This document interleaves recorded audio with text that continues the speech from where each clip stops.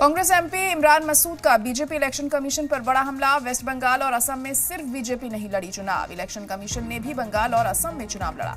जमहूरियत को बचाना है तो मुल्क की आवाम को आगे आना होगा। कांग्रेस हमेशा लड़ती रही है, आगे भी लड़ेगी। चुनावी जीत के लिए बीजेपी किसी भी हद तक जा सकती है। कांग्रेस एमपी इमरान मसूद का बीजेपी और इलेक्शन कमीशन पर तीखा हमला देखने को मिला। बंगाल असम चुनाव पर संगीन सवाल उठाए। सिर्फ बीजेपी नहीं, इलेक्शन कमीशन भी चुनाव में शामिल। जमहूरियत बचाने के लिए आवाम से आगे आने की अपील की। कांग्रेस लड़ती रही है, आगे भी लड़ती रहेगी, ये कहा इमरान मसूद ने। बीजेपी पर इल्जाम लगाए, जीत के लिए किसी भी हद तक जाने की बात कही है। 5 राज्यों के चुनावी नतीजे आ चुके हैं और इस पर बात करने के लिए इस वक्त हमारे साथ हैं कांग्रेस के सांसद इमरान मसूद। इमरान भाई, कैसे देखते हैं इन 5 राज्यों के चुनावी नतीजों को आप? 3 राज्यों के चुनाव नतीजे आए हैं। 2 राज्य के अंदर तो इलेक्शन कमीशन ने पहले से जो तय किया हुआ था वही भेजा है। बाकी 3 राज्यों के चुनाव नतीजे आए हैं। उन चुनाव नतीजों पर अब संतोष व्यक्त करता हूँ। कैसे देखते हैं आप कांग्रेस पार्टी के लिए? केरल में तो आपकी सरकार आ गई, लेकिन अन्य 4 राज्यों में जो पार्टी की स्थिति है उसका कैसे आकलन करते हैं? क्या लगता है आपको कि कहाँ खड़ी है कांग्रेस?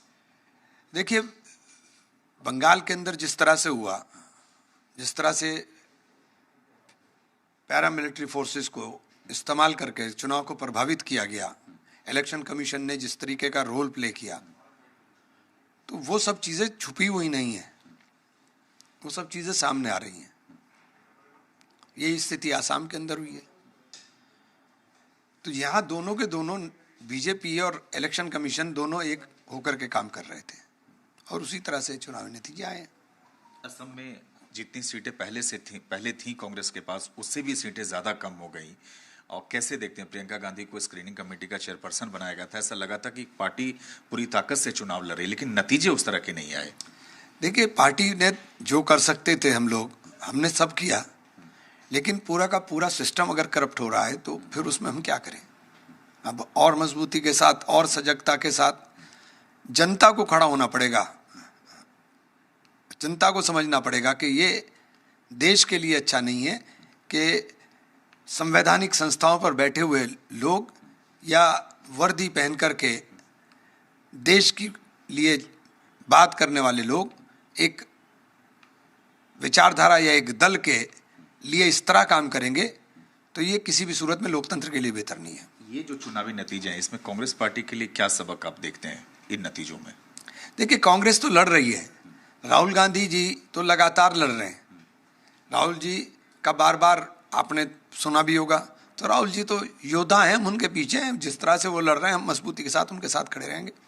एक आखिरी सवाल, एक एक करके तमाम जो क्षेत्रीय पार्टियां हैं, अब बिहार में राष्ट्रीय जनता दल को ले लें, उधर शिवसेना को महाराष्ट्र में ले लें, इधर बंगाल में टीएमसी, तमिलनाडु में डीएमके, एक एक करके जो क्षेत्रीय पार्टियां हैं वो लगातार अब चुनाव हार रही हैं। इसको कांग्रेस के नजरिए से आप कैसे देखते हैं? देखिए, मैं तो केवल एक नजरिए से देखता हूं कि जिस तरह से संवैधानिक संस्थाओं का दुरुपयोग, एजेंसियों का दुरुपयोग, सत्ता का दुरुपयोग कर करके सत्ता हथियाई जा रही है, वो किसी भी सूरत में देश के लिए बेहतर नहीं है। धन्यवाद। तो ये थे इमरान मसूद। कैमरामैन सुनील बिष्ट के साथ सुमंत कुमार, जी मीडिया, दिल्ली।